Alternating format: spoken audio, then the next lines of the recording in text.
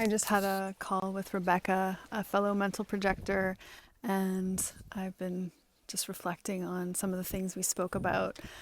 And front of mind for me is just the re-emergence of flow network.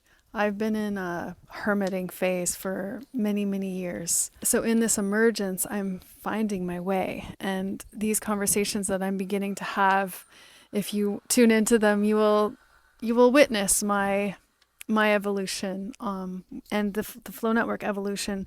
I used to feel like I had to try to explain it to people, and now I'm just trusting that it's unfolding, and when it comes up in conversation to share parts of it, I'm allowing myself to do that. The wind picked up and the house is moving today. I'm holding my throat because I've been in touch with the area where I'm really stretching right now is witnessing the familiar feeling that I have of cutting myself off and putting myself into a box versus really letting my expression and my vision out. And that's been quite the journey. And you might be able to feel my heart sort of like, is it really safe to expand? And I don't know if anybody else is feeling that, but in the conversation with Rebecca, we spoke about being in a band and getting lost in the music, letting the music take you away so that you're losing yourself in the music of life. And that is, for me, such a great example of flow, being in a jazz band, where there is no sheet of music that you have to follow. And what does life look like in that space?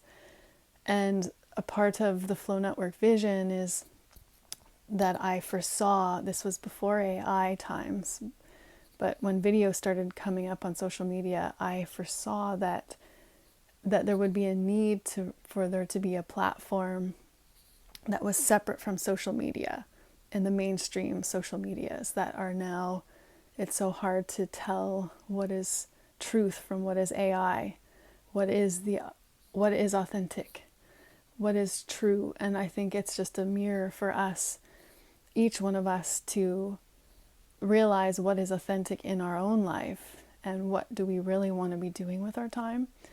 And so having a platform that still uses video and some of the elements of social media that are really powerful, like connecting us across time and space in community and conversations, and for people to find their fractal family, their soul family, whatever you want to call it. And that was a part of the vision of Flow Network, and I got to express some of that today in this conversation. And I'm still witnessing where I feel like I have to be in a box, and I'm not calling this a podcast because it doesn't feel like that for me. It feels too boxed in to call it a podcast.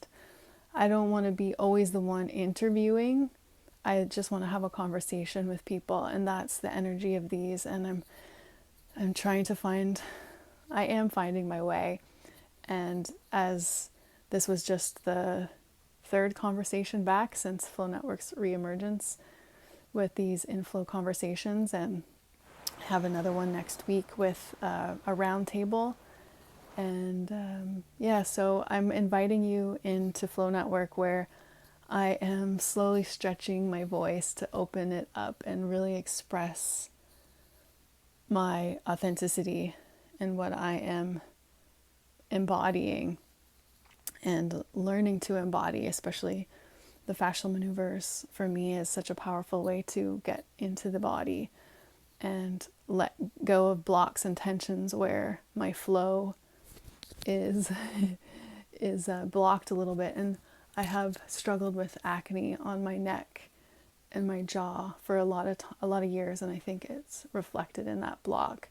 And I can even feel my throat sort of wanting to close up right now as I speak. So just being aware of all that. And we did speak about the body in terms of navigation with Rebecca as well. So I'm really, really excited to share this conversation with Rebecca, and it'll be up on Flow Network very soon. Sending lots of love, and I'll see you in the next video.